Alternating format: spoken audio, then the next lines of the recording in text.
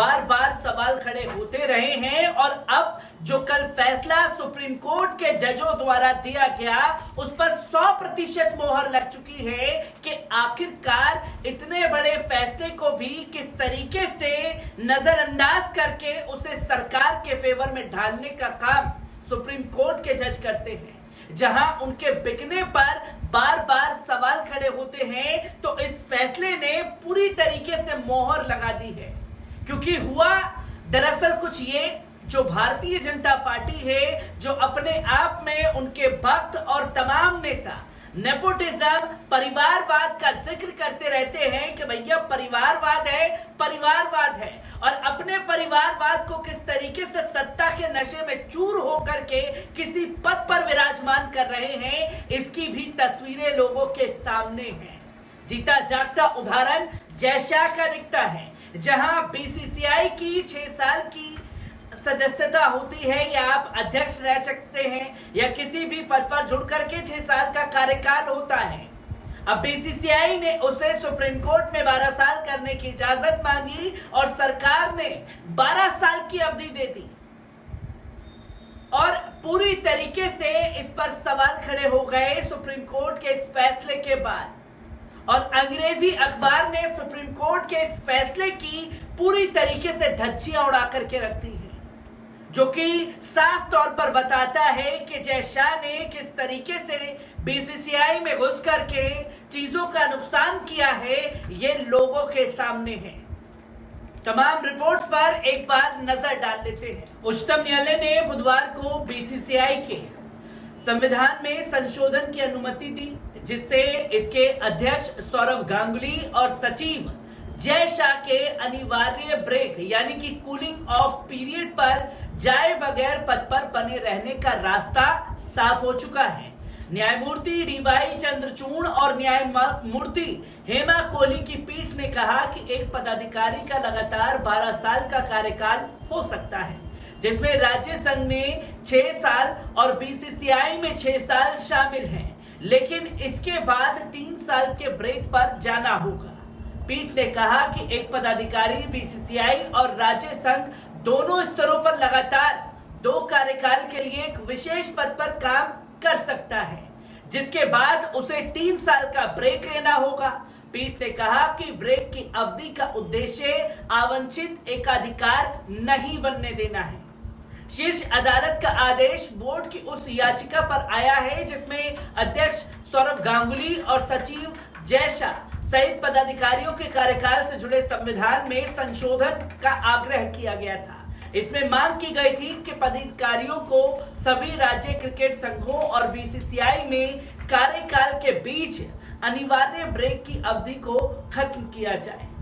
BCCI ने अपने प्रस्तावित संशोधन में अपने पदाधिकारियों के लिए ब्रेक की अवधि को समाप्त करने की मांग की थी, जिससे कि गांगुली और शाह संबंधित राज्य क्रिकेट संघों में 6 साल पूरे करने के बावजूद अध्यक्ष और सचिव के रूप में पद पर बने रहेंगे।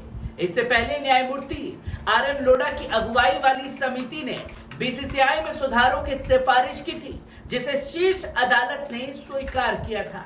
उच्चतम न्यायालय द्वारा स्वीकृत बीसीसीआई के संविधान के अनुसार क्रिकेट संघ या बीसीसीआई में 3 साल के लगातार 2 कार्यकाल के बाद किसी भी व्यक्ति का 3 साल के ब्रेक पर जाना अनिवार्य था।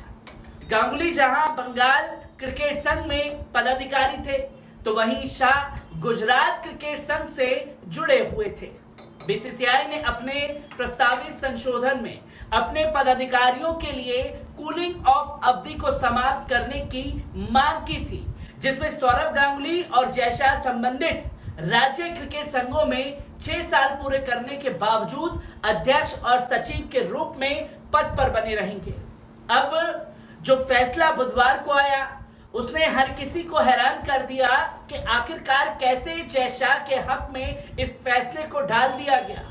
भले ही वे एक कार्यकाल के लिए राज्य संघ में पद पर रहे हो। उच्चतम न्यायालय ने कहा कि पदाधिकारियों का कार्यकाल लगातार 12 साल का हो सकता है, यानी कि 6 साल के पीरियड काल को खत्म करके 12 साल की अवधि दे दी गई, जिस पर तस्वीरें ये साफ तौर पर बताती हैं कि किस तरीके से सरकार के हित में ये फैसला देने का काम किया गया।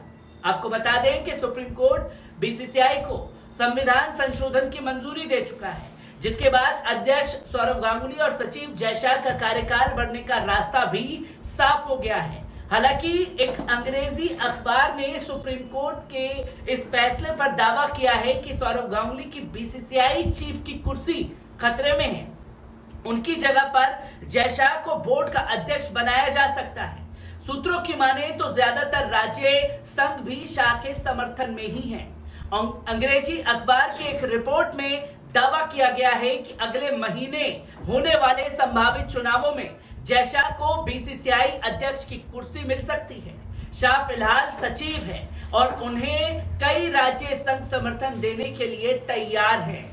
मीडिया रिपोर्ट्स की माने तो 15 राज्य संघों ने बोर्ड अध्यक्ष के लिए जय शाह के नाम पर सहमति जताई है। गृह मंत्री अमित शाह के बेटे जय शाह को बीसीसीआई अध्यक्ष की कुर्सी मिलना लगभग तय माना जा रहा है।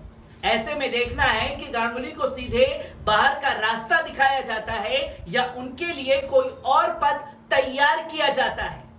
रिपोर्ट के मुताबिक राज्य संघों का मानना है कि कोरोना महामारी के दौर में आईपीएल का सफल आयोजन हो या मीडिया प्रसारण की सबसे महंगी डील, इसके पीछे जय शाह का ही हाथ था।